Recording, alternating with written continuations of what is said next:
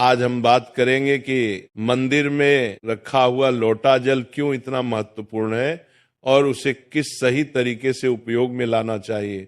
साथ ही हम ये भी जानेंगे कि मंदिर में लोटा किस धातु का होना चाहिए, क्या पीतल, तांबा या कुछ और। कई लोग इस बारे में अनजाने में गलतियां कर देते हैं और बाद में उन्हें पछताना पड़ता है। आज के प्रवचन में हम आपको बताएंगे कि इन गलतियों से कैसे बचें, क्योंकि इससे नुकसान हो सकता है।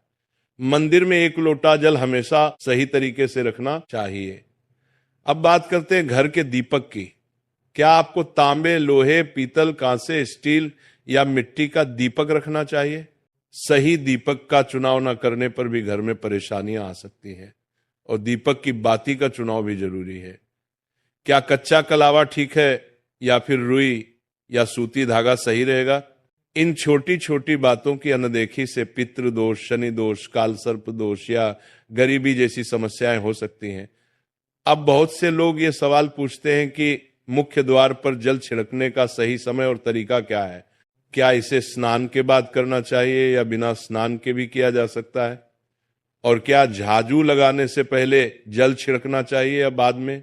एक और सवाल जो अक्सर पूछा जाता है वह है, क्या मासिक धर्म के दौरान मुख्य द्वार पर जल छिड़क सकते हैं या दीपदान कर सकते हैं? और जब मुख्य द्वार पर जल चढ़ाएं तो इसे अंदर की तरफ से चढ़ाएं या बाहर की तरफ से? फ्लैट या किराए के घर में रहने वाले लोग भी पूछते हैं कि मुख्य द्वार पर दीपदान और जल छिड़कने का सही तरीका क्या है। आज की प्रवचन इन्हीं सवालों के जवाब पर आधारित है। सबसे पहले हम ये जानेंगे कि घर के बाहर और अंदर दीपक जलाने के क्या फायदे हैं। खासकर घर के बाहर दीपक जलाने से जो 5 बड़े फायदे होते हैं वो आपको चौंका सकते हैं। भगवान की पूजा में दीपक जलाने का महत्व तो सभी जानते हैं। हिंदू धर्म में देसी घी या सरसों के तेल का दीपक जलाना बेहद शुभ माना जाता है तथा तिल के तेल का दीपक भी जलाया जाता है। लेकिन भगवान के सामने दीप जलाना केवल पूजा का एक तरीका नहीं है, बल्कि घर के अंदर और बाहर दीप जलाने से कई लाभ मिलते हैं। दीपक जलाने से न केवल सकारात्मक ऊर्जा उत्पन्न होती है, बल्कि 5 बड़े फायदे भी मिलते हैं। तो आइए जानते हैं। नंबर 1, पृथ्वी से अंधकार दूर होता है। घर में दीपक जलाने से न केवल घर का अंधकार दूर होता है, बल्कि ये नकारात्मक ऊर्जा को भी घर से बाहर कर देता है। जहां दीपक जलता है वहां सकारात्मक ऊर्जा का वास होता है। स्वाभाविक है कि जहां सकारात्मक ऊर्जा होगी वहां भगवान का भी वास होगा। इसीलिए शाम होने से पहले दीपक जलाना शुभ माना जाता है। तेल से जलने वाले दीपक का असर उसके बुझने के बाद भी आधे घंटे तक बना रहता है, जबकि शुद्ध देसी घी का दीपक वातावरण को करीब 4 घंटे तक सकारात्मक रखता है। नंबर 2, दीपक जलाने का वैज्ञानिक लाभ। जब घर में शुद्ध घी या सरसों के तेल का दीपक जलता है तो उसके धुएं से घर के माहौल में सात्विकता आती है। यह धुआं हानिकारक कणों को नष्ट करता है और वातावरण को शुद्ध बनाता है। नंबर 3, सुख समृद्धि का वास। जिस घर में भगवान के सामने दीप जलाया जाता है वहां माता लक्ष्मी की कृपा बनी रहती है। ऐसे घर में सुख समृद्धि का वास होता है। दीपक को पूर्व दिशा में रखने से व्यक्ति दीर्घायु होता है और उत्तर दिशा में रखने से धन संपन्नता बढ़ती है। दीपक न केवल घर के अंधकार को दूर करता है, बल्कि हमारे जीवन को भी प्रकाश की ओर ले जाता है। नंबर 4, बीमारियों को दूर भगाने में मदद। घर में दीपक जलाने से बीमारियां आसपास नहीं भटकती। परिवार के सभी सदस्यों को स्वास्थ्य लाभ मिलता है। खासकर अगर दीपक के साथ एक लौंग भी जला दी जाए तो इसका असर 2 गुना हो जाता है। यह त्वचा संबंधी बीमारियों को दूर करने में मदद करता है। नंबर 5, शुभ शक्तियों को आकर्षित करना। सनातन धर्म के अनुसार जिस घर में सुबह शाम दीप जलाया जाता है वहां कभी अंधकार नहीं होता। ऐसा घर शुभ शक्तियों को आकर्षित करता है। जलता हुआ दीपक शुभ शक्तियों को चुंबक की तरह खींचता है, जो घर के लिए अत्यंत लाभकारी होता है। अब जानते हैं कि मुख्य द्वार पर जल छिड़कने का सही समय और विधि क्या है। अगर आप मुख्य द्वार पर जल चढ़ाते हैं तो आपको यह ध्यान रखना है कि जल को रात में सोने से पहले एक पात्र में भरकर रखना चाहिए। आप कोई भी पात्र ले सकते हैं, जैसे तांबे, पीतल, स्टील या चांदी का। यदि गंगा जल उपलब्ध हो तो उसे थोड़ी मात्रा में डालें और फिर शुद्ध जल से पात्र भर दें। अगर गंगा जल नहीं है तो केवल शुद्ध जल भी पर्याप्त है। इस जल से भरे पात्र को अपने घर की रसोई में रख दीजिए। सुबह उठकर इस जल का छिड़काव अपने घर के मुख्य द्वार पर करें। मुख्य द्वार पर सुबह सबसे पहले छिड़का गया जल घर की सभी समस्याओं को दूर करता है। यदि आप नकारात्मक ऊर्जा, मानसिक परेशानी, आर्थिक तंगी या वास्तु दोष से परेशान है तो ये उपाय आपकी मदद करेगा। रसोई में रखा जल मुख्य द्वार पर छिड़कने से आपके घर की परेशानियां समाप्त हो सकती हैं। ये उपाय न केवल वास्तु दोष और पितृ दोष को समाप्त करता है बल्कि तंत्र मंत्र या बुरी नजर के प्रभाव को भी खत्म करने में सहायक है। इस उपाय को नियमित करने से घर में सुख समृद्धि बनी रहती है और बीमारियों से भी मुक्ति मिलती है। आपको ये जल सूर्योदय से पहले मुख्य द्वार पर छिड़कना चाहिए। अगर सूर्योदय के बाद आप मुख्य द्वार को अन्य जल से धोना चाहे तो ये कोई समस्या नहीं है, लेकिन ये विशेष जल सूर्योदय से पहले ही छिड़क दिया जाना चाहिए। अब कई लोग पूछते हैं कि क्या ये जल छिड़कने से पहले स्नान करना जरूरी है या बिना स्नान किए भी इसे किया जा सकता है? देखिए, जो जल हम सुबह मुख्य द्वार पर छिड़कते हैं वो एक महत्वपूर्ण उपाय है। इसे स्नान करने के बाद करना आवश्यक नहीं है। सुबह जल्दी उठें, सबसे पहले रसोई में जाएं और पहले से रखे जल को लेकर मुख्य द्वार पर जाएं। मुख्य द्वार खोलें और इस जल का छिड़काव करें। जल छिड़कते समय अपने पितरों और मां लक्ष्मी का ध्यान जरूर करें। ऐसा कहा जाता है कि सुबह सुबह मां लक्ष्मी हर घर के द्वार पर आती हैं। जिन घरों के द्वार खुले होते हैं और जहां जल का छिड़काव किया गया होता है वहां मां लक्ष्मी प्रवेश करती है। जल छिड़कते समय अपने मन में मां लक्ष्मी से प्रार्थना करें, मां लक्ष्मी कृपया मेरे घर में प्रवेश करें, मैं आपका स्वागत करने के लिए तैयार हूं। इसके बाद पितरों का ध्यान करें, क्योंकि घर की दहलीज को पितरों का वास स्थान माना जाता है। जब आप दहलीज पर जल छिड़कते हैं तो पितर प्रसन्न होते हैं और उनका आशीर्वाद आपको मिलता है। स्नान करने की आवश्यकता नहीं है, आप बिना स्नान किए भी यह कार्य कर सकते हैं। अब आपके अगले प्रश्न की बात करें, क्या जल का छिड़काव झाड़ू लगाने के बाद करना चाहिए या पहले? इसका उत्तर यह है कि सुबह उठने के बाद सबसे पहला कार्य जल का छिड़काव करना चाहिए। इसके बाद आप झाड़ू लगा सकते हैं। सुबह उठते ही सबसे पहले बिस्तर पर बैठकर अपने दोनों हथेलियों को देखें और मां लक्ष्मी का ध्यान करें। यदि चाहे तो निम्न मंत्र का उच्चारण कर सकते हैं। कराग्रे वस्ते लक्ष्मी कर मध्य सरस्वती कर मूल तू ब्रह्मा प्रभाते कर दर्शनम। फिर दोनों हाथ जोड़कर देवी देवताओं को प्रणाम करें। इसके बाद हाथ से धरती को स्पर्श कर प्रणाम करें और धीरे से अपना दाहिना पांव जमीन पर रखें। फिर रसोई में जाकर जल लें और मुख्य द्वार पर जल छिड़कें। जल छिड़कते समय मां लक्ष्मी और पितरों का ध्यान अवश्य करें। उसके बाद आप अपने घर के अंदर आकर अपनी दिनचर्या जैसे झाड़ू लगाना, स्नान करना आदि कर सकते हैं। अब कुछ लोगों का यह सवाल होता है कि क्या जल छिड़कने के बाद मुख्य द्वार की सफाई की जा सकती है? तो हां, आप ऐसा कर सकते हैं। पहले रसोई में रखा जल मुख्य द्वार पर छिड़क दें। इसके बाद अतिरिक्त पानी लेकर मुख्य द्वार की अच्छे से सफाई झाड़ू या पानी से कर सकते हैं। कुछ लोग पूछते हैं कि अगर वे फ्लैट या किराए के कमरे में रहते हैं तो जल का छिड़काव और दीपदान कहां करें? तो इसका उत्तर यह है कि आप जहां रहते हैं वहां के मुख्य द्वार को ही माने। मतलब जिस दरवाजे पर आपका नाम लिखा हो या नेम प्लेट लगी हो वही जल छिड़कें और दीपदान करें। अगर आपके पास एक ही कमरा है तो कमरे के दरवाजे को मुख्य द्वार माने और वहीं पर यह उपाय करें।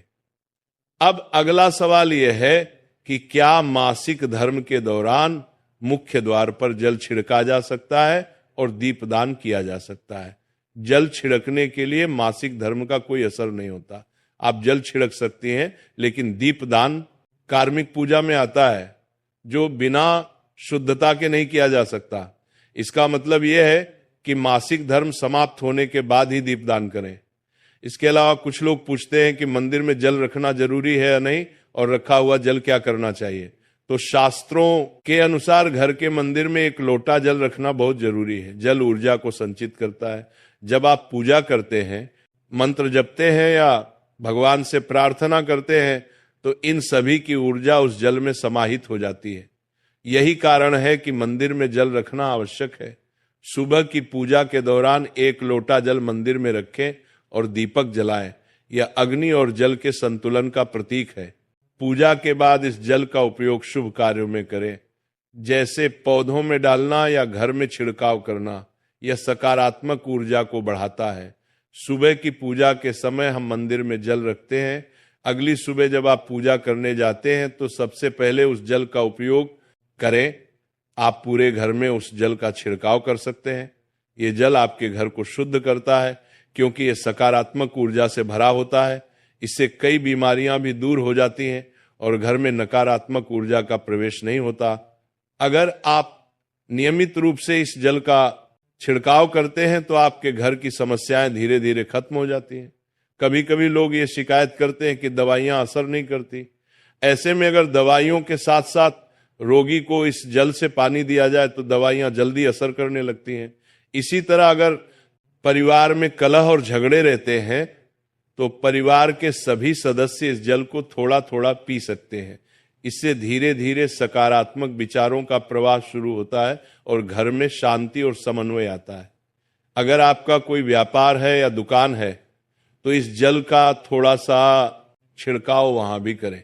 यह आपके व्यापार को सफल बनाता है और किसी भी तरह की परेशानी से बचाता है, क्योंकि यह जल बेहद सकारात्मक ऊर्जा से भरा होता है। अब बात करते हैं कि मंदिर में जल क्यों रखा जाता है। जल को अमृत माना जाता है और यह देवी देवताओं के लिए विशेष महत्व रखता है। मंदिर में 1 लोटा जल रखना उतना ही आवश्यक है जितना कि आप रोजाना भोजन करते हैं। जब हम भगवान की पूजा करते हैं तो तांबे या पीतल के पात्र में 1 लोटा जल जरूर रखना चाहिए। ये जल एक सागर की तरह होता है और हमारे जीवन के दुखों को समाप्त करने में मदद करता है। यदि कोई व्यक्ति भगवान को रोजाना भोजन नहीं कर सकता तो वो मंदिर में 1 लोटा जल रख सकता है, जिससे उसकी पूजा पूरी होती है, ताकि भगवान इसे ग्रहण करें। और ये जल रूपी प्रसाद अगले दिन सुबह आप प्रसाद समझकर ग्रहण करें। लेकिन याद रखें, मंदिर में रखा जल कभी भी तुलसी में अर्पित नहीं करना चाहिए, क्योंकि यह जल सभी देवी देवता ग्रहण करते हैं। हाँ, अगर आपके घर में लड्डू गोपाल या राधा कृष्ण हैं और आप 1 लोटा जल उनके लिए अर्पित करते हैं तो आप अगले दिन यानी सुबह के समय वो जल तुलसी में चढ़ा सकते हैं। मंदिर में रखा जल अगले दिन यानी सुबह अपनी आंखों को धोने के लिए प्रयोग करें। इससे आंखों की रोशनी बढ़ती है और आंखों की बीमारियां दूर होती हैं। शास्त्रों के अनुसार जो लोग मंदिर में 1 लोटा जल भरकर नहीं रखते उनके घर में अकाल पड़ जाता है, घर की स्थिति खराब हो जाती है, परिवार में मुसीबतें आ जाती हैं और गरीबी का सामना करना पड़ता है। आप चाहे तो 1 लोटा जल में फूल आदि डालकर रख सकते हैं, जो बहुत शुभ माना जाता है। मंदिर में रखा जल का एक और उपयोग ये है कि इसे घर की रसोई में, खाना बनाने में या पीने में भी प्रयोग कर सकते हैं। लेकिन ये जल तभी इस्तेमाल करें जब आपके घर में सात्विक भोजन बनता हो। अगर लहसुन या प्याज का इस्तेमाल होता है तो इस जल का प्रयोग खाना बनाने में नहीं करें। इस जल को परिवार के सभी सदस्य थोड़ी मात्रा में पी सकते हैं और बचा हुआ जल आप घर के पौधों में डाल सकते हैं। ये जल व्यर्थ नहीं होता, इसके बहुत सारे उपयोग होते हैं। अगर हम सही तरीके से इसका प्रयोग करें तो ये हमारे जीवन की परेशानियां को सुलझा सकता है। मंत्रों से अभिमंत्रित, विप्तराम को मंत्रों से अभिमंत्रित जल बहुत शक्तिशाली होता है और हमारे घर के मंदिर में रखा जल देवताओं का आशीर्वाद होता है, क्योंकि वह हमेशा देवताओं के पास होता है। इस जल में सभी नकारात्मक शक्तियां समाहित होती हैं और अगर हम इसका सही प्रयोग करें तो यह हमारे जीवन में सकारात्मक परिवर्तन ला सकता है। मतलब आप जल को पीने, खाना बनाने, घर में छिड़काव करने में इस्तेमाल करते हैं तो इससे हमारी समस्याओं का समाधान होता है। और अगर कोई भी कार्य नियमित तौर पर किया जाता है तो हमें उसका लाभ जरूर मिलता है। कभी कभी करेंगे तो उतना लाभ दिखाई नहीं देगा, लेकिन अगर आप नियम बना ले कि हर रोज उसी जल से घर में छिड़काव करना है, घर के हर व्यक्ति को थोड़ा थोड़ा पीने के लिए देना है, बचा हुआ जल पौधों में डालना है, दुकान पर छिड़कना है, व्यापारिक स्थल पर छिड़काव करना है, बच्चों की किताबें और तिजोरी में छिड़काव करना है, तो आपको निश्चित ही चमत्कार देखने को मिलेगा। इसी तरह से जो रसोई में रखा हुआ जल होता है, उसका छिड़का आप अपने घर के मुख्य द्वार पर रखें तो इसका लाभ बहुत जल्दी दिखाई देगा। लेकिन इसे अपने रूटीन में शामिल करना होगा और प्रतिदिन नियम से ये कार्य करना होगा, तभी आपको लाभ मिलेगा। कई लोगों के सवाल होते हैं कि मंदिर में रखा जल जब हम अगले दिन उठाते हैं तो उसमें कभी कभी कीड़े मकोड़े पड़ जाते हैं, तो क्या हम उसे ढक सकते हैं? हाँ, आप उसे पूजा के बाद किसी प्लेट या कटोरी से ढक सकते हैं। जब आप अगले दिन उस जल को उठाएंगे तो वो बिल्कुल शुद्ध और साफ सुथरा होगा। आप इस जल का प्रयोग किसी भी कार्य में कर सकते हैं। जब भी आप घर के मुख्य द्वार पर जल छिड़काव करें तो गणेश जी का मंत्र ओम गणपतये नमः जरूर बोलें, और जो हमने आपको वीडियो में बताया है उसे ध्यान से समझकर अपने घर के मुख्य द्वार पर जल का छिड़काव करें। अब जानते हैं कि दीपक किस पदार्थ का होना चाहिए, लोहे का, तांबे का, पीतल का, कांसे का, स्टील का या मिट्टी का। आखिर घर में कौन सा दीपक रखना शुभ माना जाता है?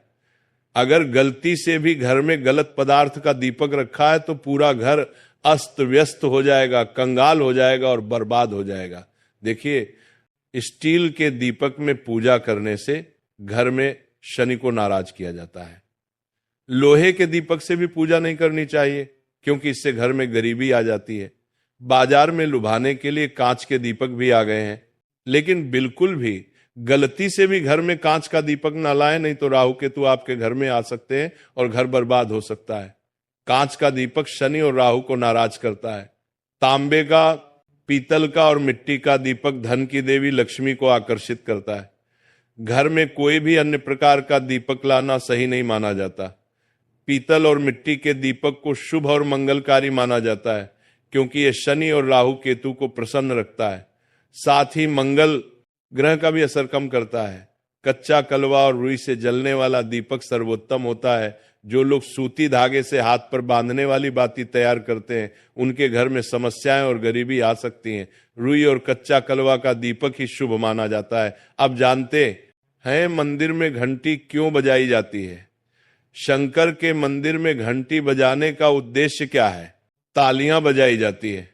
शास्त्रों के अनुसार जब भी आप मंदिर या घर में घंटी बजाते हैं तो शिव महापुराण, लिंग पुराण और विष्णु पुराण में कहा गया है कि घंटी का नाद करते ही जितने तीर्थ हैं, साधक जो साधना कर रहे हैं, जप और तप हो रहे हैं, जितने दान किए जा रहे हैं, उन सभी पुण्यों का फल उस समय आपके खाते में जमा हो जाता है। अब मंदिर में ताली बजाने का महत्व भी समझें।